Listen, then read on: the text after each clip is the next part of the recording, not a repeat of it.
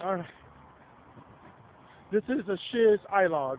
The reason why I want to do this because I was looking at one YouTube video in particular, which talked about how Windows 8 is not entirely terrible, and I just have to say this. And also looked at a review. Now, nothing.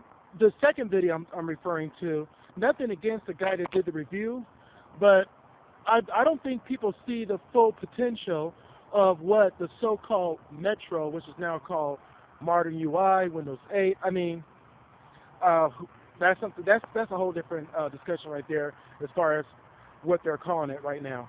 But the first video I want to discuss is that Windows 8 is it's like Windows 1.0. When Windows 1.0 came out, or the very first Macintosh, or the Macintosh 2, people were not familiar with the new UI. People just didn't know how to move the mouse. I mean, I didn't know how to move the mouse when I first jumped on a computer that had a mouse. I'm like, what is this thing? It's just, you know, and I know a lot of people thought it was a real mouse that was up under there and it helped you move the mouse around like a Ouija board kind of thing. But as you got to play with it more and more, you got to see where it was easy to use. You know, able to move around the screen, move around the desktop, click on things, and open things up, and it was very easy to use. So I just one thing that Metro, when you look at Metro, it is easy to use, it is flexible, it's smooth, it's clean, and here's where I'm look. This is how I look at it. I look at Windows 8 as another iteration of what Windows 1.0 was about 20 years ago, and maybe over 20 years ago. And when Windows 1.0 came out, people didn't know how to use it, but people learned. People who have installed Windows 8 may not like it so much, but if they learn how to use it, they learn what the little buttons are. I mean, a person who jumps on a Windows 7 for the first time they ever use a computer, ever, okay, they don't even know where the start menu is because they don't understand how everything works. It will take them about 2 or 3 days, depending on their level of understanding computers, you know, their ability to learn, you know, stuff like that. Some people it may take about a week or so to learn how to use Windows 7 computer or any type of Windows computer. So when you look at it, it's just going to take a little bit of time, some quicker than others. Computer geeks, it'll take about a day or two. Average users, maybe 4 or 5 days. And someone who really don't get computers, it may take them a little bit longer. But eventually, they'll get to learn it. And let me tell you, a person who jumps on a computer for the first time and it's Metro already, I really do believe that it'll be easier for them to use Metro. I'm talking about a person who's never ever used a computer before, who's never seen a desktop, and jumps on a Windows 8 computer. They will understand how to use it better, especially if they're shown how to do a couple of things, like expert stands behind them or a trainer, let's say on the job training, and they show them how to use the computer for the first time. They're like, oh, okay. And I think after a couple of hours, they'll get on their own. Now, here's the thing. Same thing happened when Windows 1.0 came out. Same thing happened when Windows 95 came out. Same thing happened when Macintosh first came out. People didn't know how to use it. When they began to use it, I'm on my break right now, so I'm trying to smoke and get this out at the same time. But when they began to use it, they were left to their own devices, and they understood how to do things, how to print, how to type out a Word document, and stuff like that. So at first, yes, even myself, who's been on a desktop machine, whether it was a Macintosh or a PC, ever since the early, I don't know, 90s, late 80s, who's worked on a Windows machine of some sort, who's worked on a Macintosh, who's actually been and worked on a Next computer by Steve Jobs. I've actually was able to play with the Next computer at California State University, Los Angeles. And understanding how the desktop works, it was a fabulous thing. It was something new. It was like, great, this is awesome. But the desktop experience has not changed at all since the early 80s or the middle 80s. DOS hasn't changed. I mean, you can still access DOS by going to CMD. You just type in command prompt and it brings up the command prompt. That hasn't changed. But this new UI, Windows 8, Metro, modern UI, whatever you want to call it, is something new. And it seems to be easier, okay?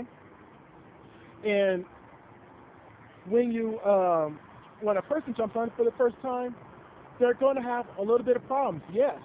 But it's just like any other new OS.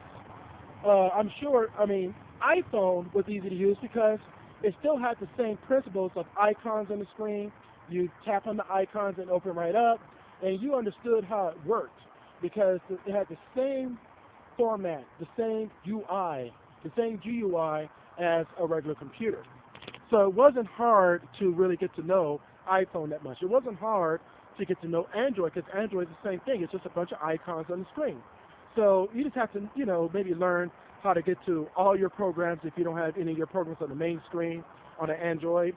And on the Windows Mobile, the old Windows Mobile, it was the same format. But Windows Phone has a different feel to it, unlike any other phone OS out there. And Windows 8, of course, is different than any desktop or laptop out there. Now, people say, well, it only works for touchscreen computers. Here's how I look at that.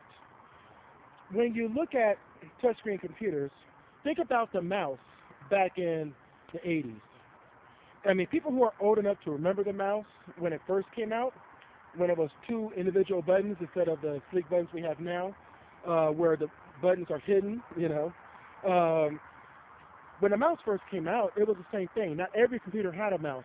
You have to use tab in order to get around the screen a little bit. I don't know if you guys remember this. Remember back. Anybody who's just as old as I am, I'm 40 years old or older, or maybe in their 30s, just try to remember back when the mouse first came out.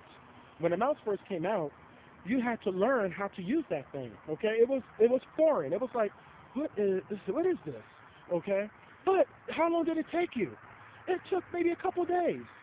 I don't think it even took that long. It took me like maybe a couple hours to really get used to moving the mouse left, right, up, and down, and realize I can do diagonally and all kinds of different ways, this way, that way, this way. It was easy. And so Windows 8 is going to be just as easy, okay? And it's going to take a couple hours to learn everything it's at, and eventually people who have had the Windows 8 preview began to like it. Now, the second video I want to mention is where he mentioned, and I'm not going to say anything, he did a good review, and I appreciate it. I even liked the video, and I was like, yes, I like the video, but he said that you won't be able to run complex programs on a Windows 8 computer. And we're talking about Windows 8 that has desktop capability, not the Windows RT. Windows RT, yes, you cannot run powerful games like WoW and StarCraft and, and anything that requires a lot of power. But on an average computer that has Windows 8 Professional installed, that has Windows 8, any of the Windows 8 components that's not RT, okay, what you imagine is that the computer has enough power to run those programs. And imagine that the game itself, the actual game, if they metrified the control panel and the settings panel and all your achievements and all that stuff, they metrify that, but then when you go into the game and actually do gameplay, it will bring up the DirectX version of the game, and that is where the game and the computer and the hardware acceleration will kick in.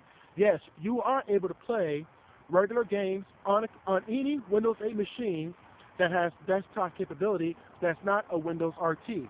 Any Intel-based processors like AMD's and Intel, you'll be able to run Windows 8 games or Windows 7 games just as easy as you are able to run on a Windows 7 computer.